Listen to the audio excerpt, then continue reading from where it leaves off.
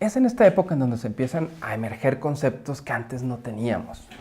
¿Quién conocía o quién hablaba de sociedad civil, por ejemplo? ¿No? Antes de los 90 prácticamente nadie. ¿No?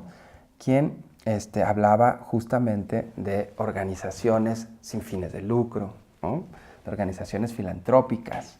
¿No? Si bien es cierto que en otros lados del mundo estaban emergiendo, la realidad es que es a partir de este momento en la historia en que empiezan a cobrar un vigor inusitado. Es decir, empieza a haber un proceso de reivindicación de la autonomía ciudadana y de redescubrimiento de su capacidad autoorganizativa y reivindicativa vis a vis, ¿no? En relación a el gobierno.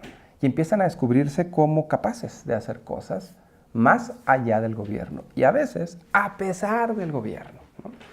Y esto empieza a poner en el imaginario social una lógica, un horizonte cívico totalmente distinto al que teníamos antes de esto, ¿no? En donde el gobierno es algo totalmente importante y relevante, pero el mundo, ¿sí?, de lo público no empieza y no acaba con el gobierno.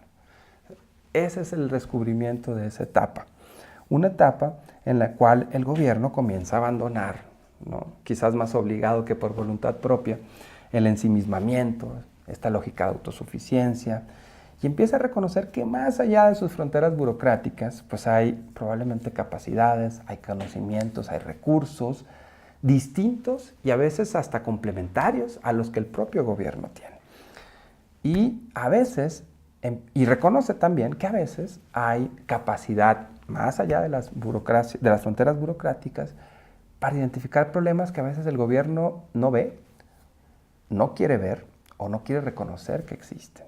O bien que reconociendo que existen y que reconociendo y viendo que existen no tiene ni la voluntad política, ¿sí?, ni el interés de abordarlos. Porque recordemos que el gobierno también tiene sus propios intereses, ¿no? Y que no necesariamente esos intereses a veces coinciden con las decisiones y los sentidos de resultados que le benefician a las mayorías. Esa lógica, esa dinámica empieza justamente a modificar la forma en la cual, ¿sí?, los ciudadanos descubren nuevos patrones de relacionamiento con el gobierno.